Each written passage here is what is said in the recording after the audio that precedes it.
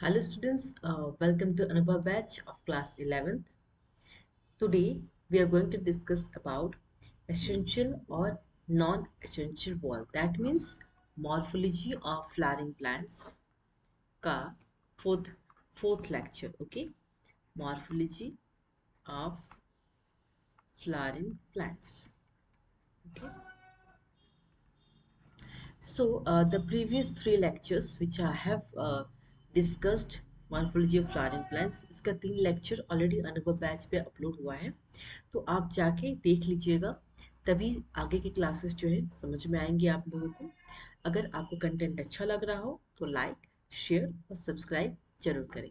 चलिए, आज की क्लास में हम पढ़ेंगे एसेंशियल और नॉन एसेंशियल वर्ड। एक फ्लावर का क्या क्या होता है, कौन सी पार्ट एसेंशियल है, कौन सा नॉन एसेंशियल है, और उसके अलावा और भी इम्पोर्टेंट चीज़ें पढ़ने वाले, तो सेशन के एंड तक बने रहेंगे।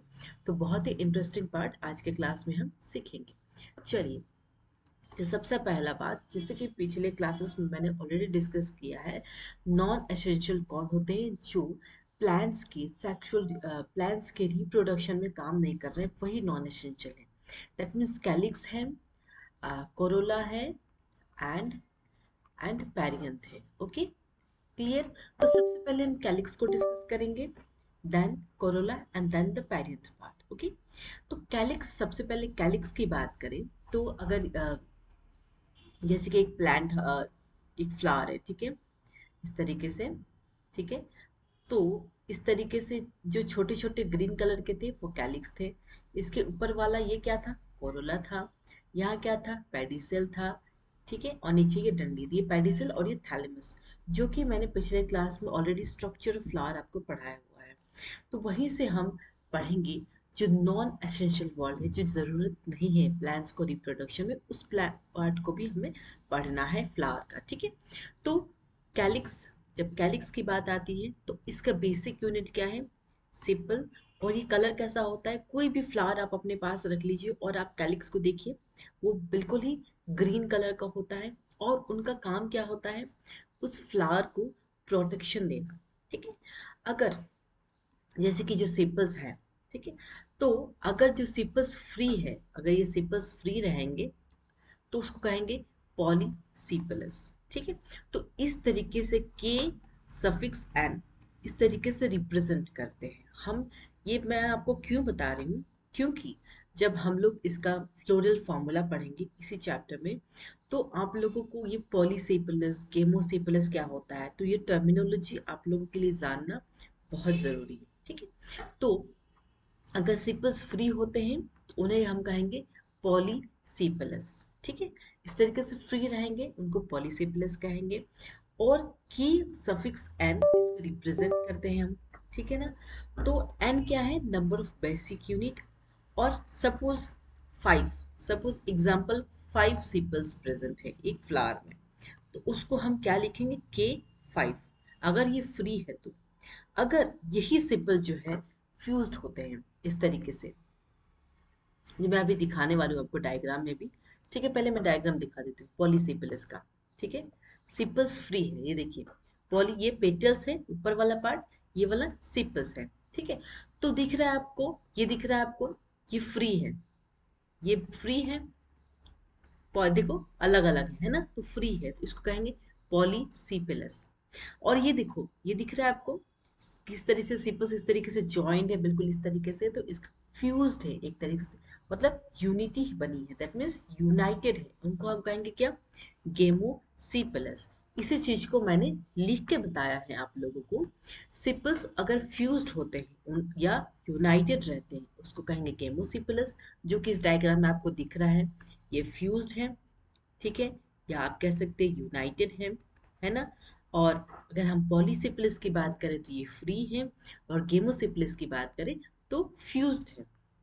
तो जब भी आप गेमोसिपलिस को रिप्रेजेंट कर रहे हैं, तो उसको हम एक ब्रैकेट में, एन को ब्रैकेट में रखेंगे। क्यों ब्रैकेट में रख रहे हैं? क्योंकि जो सिपल्स है वो फ्यूज्ड है, वो यूनाइटेड है, वो एक साथ, एक साथ को रिप्रेजेंट करने के लिए हमने ब्रैकेट का यूज किया है। एन क्या है? Number of basic unit, that is sepals. तो अगर 5 सिपल्स है, अगर एक फ्लावर में 5 सेपल्स है तो उसको अगर हम लोग यूनाइटेड या गेमोसेपलस फॉर्म में अगर हम उसको रिप्रेजेंट करेंगे तो कैसे रिप्रेजेंट करेंगे? के ब्रैकेट 5। क्लियर है? Very much clear. अगर पॉलीसेपलस हुआ तो सेपल्स कैसा है? फ्री है, बिल्कुल ही खुला है, जैसे जैसे कि इस डायग्राम में दिया हुआ है, फ्री है ना। अगर वही जो सेपल्स है वो फ्यूज्ड है या यूनाइटेड है तो वो क्या है? Gamosepalous. Very much clear. So this is about the poly and gamo. अब हम बात करेंगे कोरोला के बारे में। Calyx is clear, very much. चलिए अब बात करते हैं कोरोला। कोरोला ये दिख रहा है आपको, एक फ्लावर का ये वाला पार्ट जो है इसको हम क्या कहेंगे? ये कोरोला है ना। और नीचे वाला पार्ट क्या है? ये कैलिक्स है ना। चलिए तो बेसिक यूनिट क्या है इसका? पीटल है। और ये भी क्या होते हैं? कलरफुल होते हैं। आपने रेड हिबिस्कस देखा होगा, रेड रोज देखा होगा, उसका जो पेटल्स होता है, उसके जो फ्लावर्स होते हैं, कोरोला जिसको कहते हैं, वो क्या होता है? कलरफुल होता है। पिंक होगा, रेड होगा, व्हाइट होगा, इस तरीके से ना। और ये कलरफुल क्यों होता है? रीजन क्या है? यही जो पॉलिनेटिंग एजेंट्स हैं उसको अट्रैक्ट करते हैं, बहुत कलरफुल होते हैं। तो जैसे कि अगर कोई इंसेक्ट है, बहुत दूर से देख लिया, अगर वाह इतना ब्राइट फ्लावर है, तो वो ब्राइट चीज के, कोई भी चीज ब्राइट हो तो हम भी, एक इंसान भी अट्रैक्ट हो जाता है, फिर तो वो जानवर है। तो वो फ्लावर्स को इतने ज्यादा अट्रैक्ट कर लेते हैं, दैट मीन्स कोरोला का काम है वो पॉलिनेटिंग एजेंट्स को बहुत ज्यादा ही अट्रैक्ट करते हैं, बहुत कलरफुल होते हैं, इसी वजह से जो है जो हनी बी है वो अट्रैक्ट होते हैं, है ना। पीटल्स अगर फ्री होते हैं तो उनको कहेंगे पॉलीपीटलस, जैसे कि आप देख सकते हैं इस डायग्राम में, ये पेटल्स है, ठीक है। ये पोली है, फ्री है। और ये गेमो है, दिख रहा है आपको? पेटल्स बिल्कुल ही फ्यूज्ड है, यूनाइटेड है, तो उसको कहेंगे गेमो पेटलस, ठीक है। दिख रहा है आपको? पेटल्स फ्री है तो पॉलीपेटलस है, और इस तरीके से हम उसको रिप्रेजेंट करेंगे। अगर 5 पेटल्स प्रेजेंट है तो C5। अगर फ्यूज्ड या यूनाइटेड है तो उसको कहेंगे गेमोपेटलस, जैसा कि ऑलरेडी इस डायग्राम में दिया है। ये फ्यूज्ड है ये, या आप कह सकते हैं इसको यूनाइटेड है, तो इसको कहेंगे गेमोपीटेलस। क्लियर है? Very much clear. चलिए अगर जैसा कि मैंने कहा, अगर फ्यूज्ड या यूनाइटेड है तो हम उसे कैसे रिप्रेजेंट करेंगे? C for Corolla and bracket में n is the number of, n क्या है? नंबर ऑफ पीटल्स, ठीक है, कितने पीटल्स प्रेजेंट है। सपोज 5 पीटल्स प्रेजेंट है तो उसको हम ब्रैकेट में लिखेंगे C ब्रैकेट 5।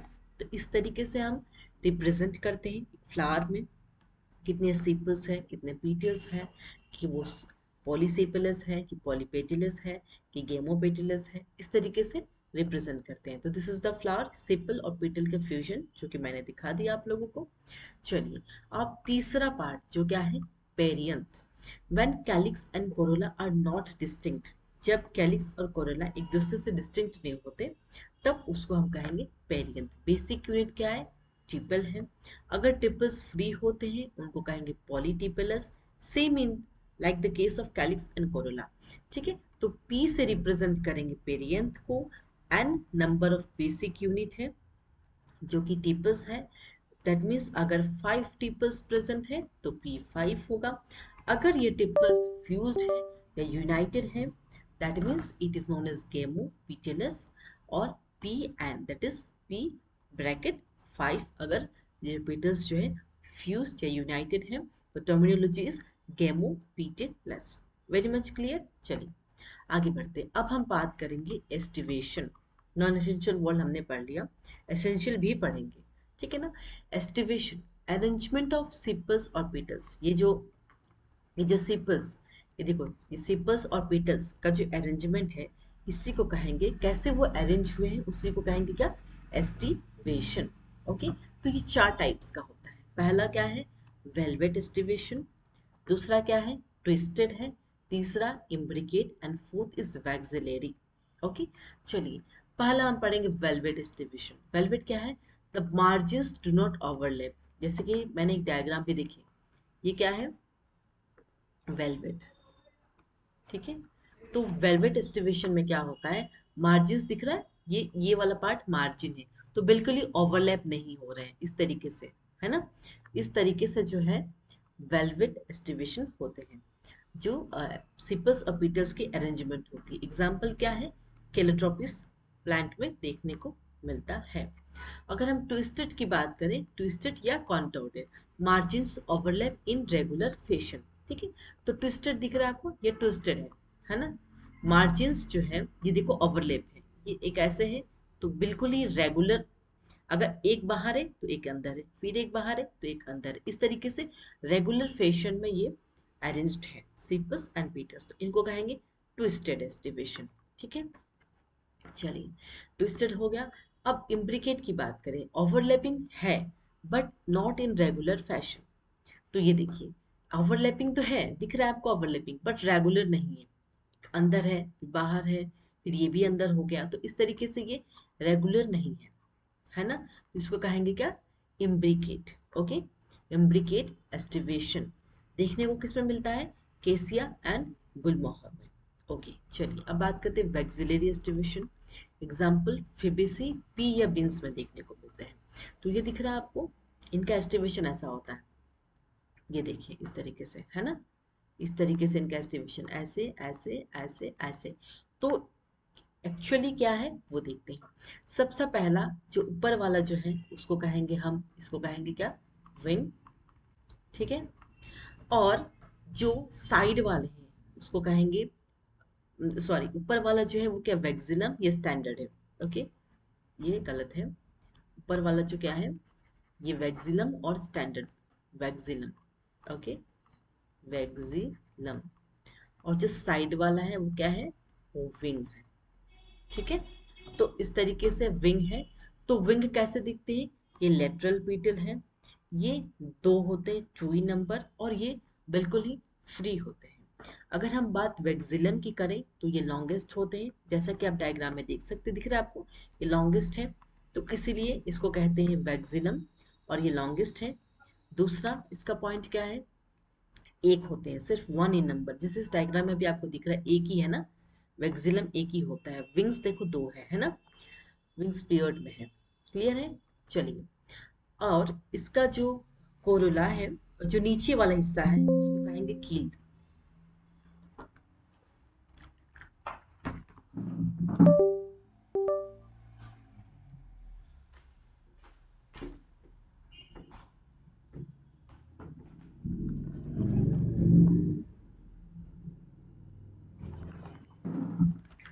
तो इसको कहेंगे क्या, जो नीचे वाला हिस्सा है, दिस वन, इसको कहेंगे क्या, कील। क्लियर है, जो ऊपर वाला है जो लॉन्गेस्ट है वो वैक्सिलम है, जो साइड वाले दो दिख रहा है आपको विंग है, जो नीचे वाला हिस्सा है उसको क्या कहेंगे, कील कहेंगे। अब समझ लेते हैं इसके पॉइंट्स को। दैट मीन्स वैक्सिलम क्या है, जो स्टैंडर्ड है ये एक है। क्लियर है, ये कितना है, दो है, जैसे कि इस डायग्राम में भी आप देख सकते हैं।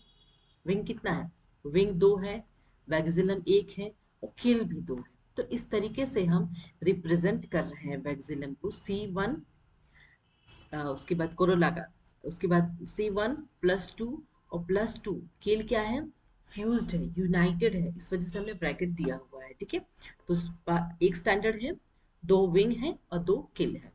किल क्या है, सबसे स्मॉलेस्ट पेटल होता है, दो होता है नंबर में, और ये फ्यूज्ड होता है। जैसे कि मैंने कहा, जब भी कोई सिपल या पेटल आप फ्यूज देखते हैं तो हमेशा ब्रैकेट यूज करेंगे, तो इसी वजह से हमने क्या किया है, किल में क्या किया है, ब्रैकेट यूज किए हैं, क्योंकि ये फ्यूज्ड में है, और बाकी जो जो विंग है और जो वेक्सिलम है दोनों ही फ्री है, इस वजह से हमने ब्रैकेट का यूज नहीं किया है। क्लियर है about the distribution part, vexillary क्या होता है, एम्ब्रिकेट क्या होता है, ट्विस्टेड क्या होता है, और वेलवेट क्या होता है। इस तरीके से सिपल्स और पेटल्स जो है अरेंज्ड होते हैं। Non essential is done, clear to everyone. अब हम बात करेंगे एसेंशियल वर्ड या फर्टाइल या नेसेसरी। जो फर्टाइल जो प्लांट को रिप्रोडक्शन में हेल्प करते हैं, जो प्लांट रिप्रोड्यूस करके फ्रूट्स और सीड्स प्रोड्यूस कर रहे हैं, वो कौन से पार्ट है वो पढ़ेंगे अभी। सबसे पहला एंड्रोशियम, जो कि मेल सेक्स ऑर्गन है, ये क्या है, मेल रिप्रोडक्टिव पार्ट। ठीक है, तो इस तरीके से रिप्रेजेंट कर, ये जो डायग्राम है ये क्या है, एंथर है, जो कि बाइलोब्ड, वन टू दो लोब्ड होते हैं, बाइथिकस है, या दैट मीन्स ईच लोब में दो थीका है, वन टू दो थीका है ना, ये दो लोब है, एक लोब में दो, ये एक लोब में दो, that means four theca present होते हैं। और ये जो येलो कलर मैंने बनाया ये क्या है, माइक्रोस्पोरेंजियम, और ये एंथर का क्या है, ये फिलामेंट है, डंडी। ओके, तो बेसिक यूनिट अगर हम बात करें एंड्रोशियम की, क्या है, स्टेमन है, इसको हम क्या कहेंगे, स्टेमन कहेंगे। टोटल को एंटायर जिसमें एंथर प्लस फिलामेंट दोनों ही शामिल होंगे उसको कहेंगे बेसिक यूनिट, क्या है, स्टेमन। दैट मीन्स जो माइक्रोस्पोरेंजियम जो प्रेजेंट है इनसाइड द थिका, वही जो है पॉलिन सेक की तरह बिहेव करेंगे और यही क्या करेंगे, पॉलिन ग्रेन्स को फॉर्मेशन करेंगे। क्लियर है, वेरी मच क्लियर। अभी तक के लिए इतना ही कंसेप्ट आपको याद रखना है ना। चलिए अब हम बात करेंगे जो स्टेराइल स्टेमन है उसको हम क्या कहेंगे, स्टेमिनेट। जो स्टेमन जो स्टेराइल है उसको हम कहेंगे स्टेमिनेट, और ज्यादातर वो किस में देखने को मिलता है, केशिया। अब हम बात करेंगे एडहेशन ऑफ स्टेमेंस, एपिपेटलस और epiphyllous. That means adhesion of stamens का मतलब होता है कि अगर एंड्रोशियम अटैच्ड है पिटल के साथ या कोरोला के साथ उसको कहेंगे एपिपेटलस। अगर एंड्रोशियम जो है टिपस के साथ दैट इज पेरियंथ के साथ अटैच्ड है, ध्यान रखिएगा दो टर्मिनोलॉजी, एक है एपीपेटलस, एक है एपीफाइलस, या तो एपीटेपलस भी कहते हैं। तो एपीपेटलस का मतलब होता है अगर एंड्रोशियम किसके साथ अटैच्ड है, पिटल्स के साथ। एंड्रोशियम मेल वाला पार्ट है, मेल रिप्रोडक्टिव पार्ट, अगर वो पिटल्स पिटल्स जो कोरोला वाला पार्ट है उसके साथ अटैच्ड है तो उसको हम क्या कहेंगे, एपीपेटलस। अगर एंड्रोशियम किसके साथ अटैच्ड है, टिपल के साथ, डिस्पेरियंथ के साथ, तो उसको हम कहेंगे एपीफाइलस। तो इस तरीके से क्या है, ये क्या है कोरोला, ये क्या है एंड्रोशियम। तो कोरोला और एंड्रोशियम अगर ये दोनों एक दूसरे से अटैच्ड है तो ये ऊपर वाला लाइन हम इस तरीके से रिप्रेजेंट करते हैं एपिपेटलस को, और फिर साथ में क्या होगा, कोरोला और गाइनोशियम, ये सारे रहेंगे जब हम फ्लोरल फॉर्मूला एक फ्लावर का लिखेंगे। जब हम अगले क्लासेस में पढ़ेंगे तो आपको ज़्यादा क्लियर हो जाएगा। अभी के लिए टर्मिनोलॉजी जानना ज़रूरी है कि एपिपेटलस क्या होता है, एपिफाइलस क्या होता है। एपिफाइलस होता है when androecium is attached to टिम्पल्स that is perianth, ठीक है। पेरियंथ और एंड्रोशियम इस तरीके से अटैच्ड रहेंगे, उसको कहेंगे क्या, एपीफाइलस। अब हम बात करेंगे cohesion, adhesion and cohesion. Cohesion of stamens क्या क्या होता है, सिनेंड्रस, सिनेंजियसिस एंड एडल्फस। सिनेंड्रस का मतलब होता है सारे स्टेमन्स जो एक तरीके से एक साथ फ्यूज्ड है, एक तरीके से सारे स्टेमन्स जो है फ्यूज्ड है। जैसे कि ये स्टेमन्स है ना, स्टेमन ये पूरा है, एंथर और फिलामेंट दोनों सारे फ्यूज्ड है तो उसको कहेंगे सिलेंड्रस। ओके, एग्जाम्पल क्या है, कुकुरबिटेसी, जितने भी प्लांट्स कुकुरबिटेसी को बिलोंग करते हैं वो सारे सिलेंड्रस शो करते हैं।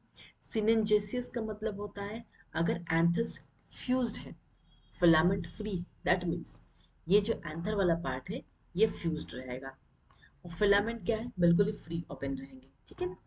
तो वो क्या होता है, सिनेंजेसियस। एग्जाम्पल क्या है, एस्टेरेसी, सनफ्लावर और मैरीगोल्ड में ज़्यादातर सिंजेनेसिस देखने को मिलते हैं। और एस्टेरेसिस का एक बहुत इंपॉर्टेंट पॉइंट है, ये सबसे एडवांस्ड फैमिली है डाइकोट्स का, ठीक है। तीसरा बात करते हैं एडल्फस। एडल्फस मतलब एंथर फ्री रहेगा, यानी कि एंथर क्या है, एंथर फ्री रहेगा और जो फिलामेंट है वो जुड़े रहेंगे, फिलामेंट फ्यूज्ड रहेंगे, एंथर क्या रहेगा, फ्री रहेगा, तो वो क्या कहेंगे उसे, एडल्फस। थ्री टाइप्स रहते हैं एडल्फस। पहला क्या है, मोनोएडल्फस। दैट मीन्स मोनोएडल्फस का क्या है, ये फिलामेंट है, ये एंथर है, ये स्टेमिनेट ट्यूब है। अगर filament join, when filament join to form single bunch, example China rose, that means ये सारे फिलामेंट दिख रहा है आपको, सारे फिलामेंट ज्वाइन हुए, ये एंथर है, और ज्वाइन करके एक सिंगल बंच की तरह फॉर्म करती है, उसको क्या कहेंगे, मोनोडेल्फस। और ज्यादातर ये हम कहाँ देखने को मिलता है, चाइना रोज, हिबिस्कस को ओपन करके देखिएगा उसमें आपको दिखेगा मोनोएडेल्फस कंडीशन। अब दूसरा बात करते हैं डाइडेल्फस, मतलब टू बंच या बंडल्स प्रेजेंट है, दिख रहा है आपको, एंथर दिख रहा है, एंथर फ्री है, एंथर इज फ्री, और फिलामेंट्स तीनों ही फ्यूज्ड है। यहाँ भी फिलामेंट्स कैसा होगा, फ्यूज्ड होगा।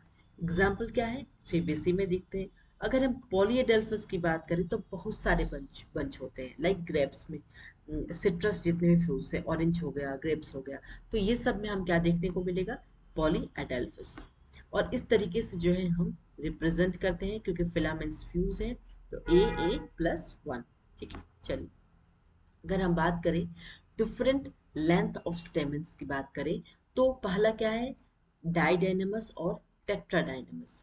अगर फिलामेंट का जो लेंथ है अगर वो वेरी करता है, अगर फिलामेंट बड़ा होता है स्टेमन बड़ा होगा। दैट मीन्स फिलामेंट के लेंथ के ऊपर वेरी करता है कि फिलामेंट छोटा होगा तो स्टेमन भी छोटा होगा। इसका मतलब सरल शब्द में बोला जाए तो फिलामेंट लेंथ अगर लेंथ वेरी करता है तो स्टेमन की भी लेंथ जो वो भी वेरी करेगी। जैसा फिलामेंट का लेंथ होगा वैसे ही स्टेमन की भी लेंथ होगी। उसके बेसिस पे हम टू टाइप्स में डिस्कस कर रहे हैं। पहला डाइडाइनमस, दूसरा टेट्राडाइनमस। दैट मीन्स एंड्रोशियम हम पढ़ रहे हैं तो ए 2+2, दैट मीन्स ये आउटर शॉर्ट है और इनर जो इनसाइड है वो लॉन्ग है और बाहर वाला शॉर्ट है। एग्जाम्पल देखने को मिलता है सेल्विया एंड तुलसी में। टेट्राडाइनमस मतलब फोर, फोर इनर होगा और टू आउटर होगा, बाहर वाला शॉर्ट होगा इनर वाला लॉन्ग होगा। देखने को कहाँ मिलता है, मस्टर्ड रेडिश टर्निप। ओके, ये देखिए डाइडाइनमस कंडीशन टेट्राडाइनमस। जैसा कि मैंने कहा 2+2, आउटर शॉर्ट इनर लॉन्ग। ये देखिए बाहर वाला शॉर्ट है और इनर वाला लॉन्ग है, ठीक है। और 2+2 कंडीशन में ये डाइडाइनमस हुआ। और ये 2+4 कंडीशन में है ना। तो 1 2 ये लॉन्ग है इनसाइड और बाहर वाला क्या है, शॉर्ट है। क्लियर है। तो डाइडाइनमस और टेट्राडाइनमस कंडीशन। अब हम बात करेंगे एंड्रोशियम मेल वाला पार्ट हो गया, अब हम बात करेंगे फीमेल वाली पार्ट। फीमेल गाइनोशियम का मतलब होता है it is a female sex organ, that means it's a female reproductive part. अगर हम बेसिक यूनिट की बात करें, अगर हम गाइनोशियम को रिप्रेजेंट कर रहे हैं तो अगर कोई कार्पल्स का है या पिस्टिल का है, ये दोनों ही फीमेल के रिप्रोडक्टिव पार्ट को रिप्रेजेंट करते हैं, ठीक है। तो नंबर वैरी कर सकते हैं। अगर एक नंबर है तो नंबर अगर 1 है तो उसको कहेंगे monocarpellary, that means T gynoecium carpel एक है अगर प्रेजेंट है। अगर नंबर 2 है उसको कहेंगे बाइकार्पेलरी, अगर 3 कार्पल्स है तो ट्राई होगा, मेनी है तो मल्टी कार्पेलरी है। क्लियर है। अगर वही कार्पेल अगर फ्यूज्ड है तो उसको कहेंगे सिन कार्पस। इस टर्मिनोलॉजी को ध्यान रखना है। फ्यूज्ड मतलब यहाँ ब्रैकेट लगेगा, इस तरीके से मैंने ब्रैकेट लगाया है। और 5 क्यों लिखा है मैंने, एग्जाम्पल बताया है कि अगर 5 कार्पल्स प्रेजेंट है अगर वो फ्यूज्ड फॉर्म में है तो हम इस तरीके से जो है रिप्रेजेंट करते हैं उसको with the help of bracket. और ज्यादातर किस में देखने को मिलता है, चाइना रोज एंड रैपरर। अगर कार्पस फ्री है तो उसको कहेंगे एपोकार्पस। एग्जाम्पल किस में देखने को मिलता है, लोटस रोज मेचेरियन। इस तरीके से हम रिप्रेजेंट करते हैं अगर कार्पस फ्री है जिसको कहते हैं एपोकार्पस। ओके, चलिए। तो ये है एक फीमेल, फीमेल जो गाइनोशियम है जो मैंने पिछले क्लास में ऑलरेडी बताया है क्या क्या पार्ट्स होते हैं, स्टिग्मा, स्टाइल, ओवरी। ये क्या है, ये जो इनसाइड है ओवरी के अंदर अव्यूल्स होंगे, है ना। तो इस तरीके से अब हम बात करेंगे प्लासेंटेशन क्या होता है। जो अरेंजमेंट है ओव्यूल्स का, इसका जो अरेंजमेंट है ये वेरी कर सकता है ना। तो अरेंजमेंट ऑफ ओव्यूल्स, ओव्यूल्स किस तरीके से अरेंज्ड है ओवरी में उसी को कहेंगे क्या, प्लासेंटेशन। 5 टाइप्स ऑफ प्लासेंटेशन होते हैं, ठीक है। पहला क्या है, मार्जिनल, ठीक है। तो ये दिख रहा है आपको, ये पी है मटर, मटर में हमें प्लासेंटेशन मार्जिन देखने को मिलता है। ओव्यूल्स प्रेजेंट है कहाँ पे, एट रीच और मार्जिन, दिख रहा है मार्जिन पे प्रेजेंट है। इसको कहेंगे यूनिलोक्यूलर ओवरी। और ये क्या है, वेंट्रल स्ट्रक्चर। पी में क्या दिखता है, ovules are borne on ridge, ये देखिए मैं आपको दिखा रही हूँ, दिख रहा है ये मार्जिनल पी। इस तरीके से ये स्ट्रक्चर देखने को मिलता है। ओव्यूल्स किस तरीके से मार्जिनल पे अरेंज्ड होते हैं, है ना। तो इस तरीके से जो है मार्जिनल हो गया पहला प्लेसेंटेशन। दूसरा parietal, ovules are borne at periphery, that means किसमें देखने को मिलता है, mustard Argemone. Ovules present at periphery, ये दिख रहा है आपको, यूनिलोक्यूलर ओवरी। तो इसमें मस्टर्ड में क्या होता है, फॉल्स सेप्टा प्रेजेंट होता है, दैट मीन्स ओवरी। तब क्या होता है, बाइलोक्यूलर बन जाती है जिसको कहते हैं रैपलम। ये जो रैपलम अगर प्रेजेंट है तो ये 1 ये 2, तो 2 टू ओवरीज है, बाइलोक्यूलर कहेंगे इसको, 2 मतलब 1 2, दैट मीन्स इसको कहेंगे बाइलोक्यूलर ओवरी। और ये सिर्फ 1 है, रैपलम इसमें एब्सेंट है, रैपलम एब्सेंट है ना। तो ये रैपलम जो है सेपरेट कर रहा है, दैट मीन्स ओवरी के दो दो पार्ट हो रहे हैं 1 एंड 2। दैट मीन्स इसको कहेंगे बायलोकुलर ओवरी और इसको कहेंगे यूनिलोकुलर ओवरी। तो मस्टर्ड के केस में क्या होता है, ओवरी कैसा हो जाता है, बायलोकुलर ओवरी। तो हम पैराइटल की डायग्राम देख लेते हैं। दिख रहा है आपको, पैराइटल है ये, इस तरीके से ये दिख रहा है आपको, ये पैराइटल पोजीशन में है। दैट मीन्स क्या है इसमें, ऑब्वियस पेरीफेरी पे बॉर्न है, उसको पैराइटल। एग्जांपल याद रखिएगा, मास्टर्ड जो ब्रासिकेसी फैमिली को रिप्रेजेंट करते हैं। मास्टर्ड किस फैमिली से है, ब्रासिकेसी फैमिली, आर्चिमोड। चलिए अब बात करते हैं एक्साइल। एक्साइल में क्या होता है, central placentation, that means obvious a born in centre. अब देखिए एक्साइल का, ये देखिए ऑब्वियस दिख रहा है, ये सेंटर है, ये सेंटर पार्ट है। तो ओव्यूल कहाँ प्रेजेंट है, सेंट्रल पोजीशन में, तो इसको कहेंगे क्या, एक्साइल। ओके, सेप्टा इसमें प्रेजेंट होता है। Example tomato, brinjal, lemon, China rose. अब अगर आप लेमन को कट करेंगे, आप अपने पास लेमन रखिए, उसको कट करिए, कट करके देखेंगे जो प्लासेंटेशन है उसका बिल्कुल इस तरीके से अरेंज किया हुआ है, इसको कहेंगे मल्टीलोक्यूलर ओवेरी। ठीक है, चलिए अब हम बात करेंगे फ्री सेंट्रल। सेप्टा एब्सेंट है, obvious present at centre, septa इसमें एब्सेंट है। देखिए फ्री सेंट्रल में, ये देखिए फ्री सेंट्रल, ये जो ये दिख रहा है वन, ये जो है ना, ये सेप्टा कहते हैं, इसमें सेप्टा क्या है, एब्सेंट है ना। तो फ्री सेंट्रल में सेप्टा क्या है, एब्सेंट है। और किसमें देखने को मिलता है, डायंथस और प्राइमरोस। ये क्या है, यूनिलोक्यूलर ओवरी। बेसल प्लेसेंटेशन की बात करें तो ovules arise from base of the ovary. Ovule कहाँ से अराइज है, base of the ovary. Example किस में देखने को मिलता है, Poaceae, there is most advanced family, Asteraceae, marigold and sunflower. Basal placentation ovule कहाँ से, बेस ऑफ द ओवरी। ये देखिए ये ओवरी है, ये इसका बेस है। तो बेजल मतलब, बेजल वर्ड से ही पता चल जाएगा कि ओवरी के बेस से जो है वो प्लासेंटेशन देखने को मिलता है। दैट मीन्स ओवरी कहाँ से अराइज हो रहा है, बेस ऑफ द ओवरी। कहाँ देखने को मिलता है, मैरीगोल्ड, सनफ्लावर जो कि एस्टेरेसी फैमिली को बिलोंग करते हैं, या पोएसी। ठीक है, तो ये सारे जो है प्लासेंटेशन आपको याद रखना है। Marginal very important, parietal, then axile, free central and basal placentation. तो ये सारे प्लेसेंटेशन आपको ध्यान रखना है with the help of diagram, because questions diagram point of view से भी आते हैं, आप लोगों को ध्यान रखना है। Androecium male reproductive part, gynoecium female reproductive part, ये भी याद रखना है। ये एसेंशियल वॉल क्यों कहते हैं इनको, क्योंकि ये प्लांट के रिप्रोडक्शन में हेल्प कर रहे हैं, और यही जो पार्ट्स हैं इसी के कारण हम एक प्लांट में फ्रूट्स जो देख सकते हैं, सीड्स वाला पार्ट देख सकते हैं। तो ये सारे जो मेल और फीमेल रिप्रोडक्टिव ऑर्गन्स है प्लांट के, यही सारे जो है फ्रूट्स और सीड्स को बनाते हैं। ठीक है, और स्टेमन, डिफरेंट लेंथ ऑफ स्टेमन के बेसिस पे स्टेमन कैसा होता है, डाइडेनेमस, टेट्राडेनेमस। फिर एडहेशन और कोहेशन ऑफ स्टेमन क्या होता है, एसेंशियल वॉल हो गया, एंड्रोशियम और गाइनोसियम। और एस्टिवेशन का जाना जरूरी है कि सिपस और पेटस के अरेंजमेंट के बेसिस पे हम इसको क्या कहेंगे, एस्टिवेशन कहेंगे। ठीक है, और ये जो सिपस और पेटस और कोरोला के बारे में, calyx, corolla and perianth, sepals और पेटस के बारे में, इसके basic unit of calyx. Sepals fused होते तो क्या होता है, सिपस फ्री होते तो क्या होता है, ये पेटस फ्री होते हैं, या पेटस फ्यूज्ड होते हैं तो क्या होता है। तो ये सारी चीजें मैंने अच्छे से एक्सप्लेन की है with the help of diagram. पिछला लेक्चर्स देख लीजिएगा तो और ज़्यादा क्लियर रहेंगे। ठीक है, तो मिलते हैं नेक्स्ट क्लास में। कोई भी डाउट्स हो आप कमेंट सेक्शन में कमेंट कर सकते हैं। ठीक है, तो आज के लिए बस इतना ही। Thank you all of you.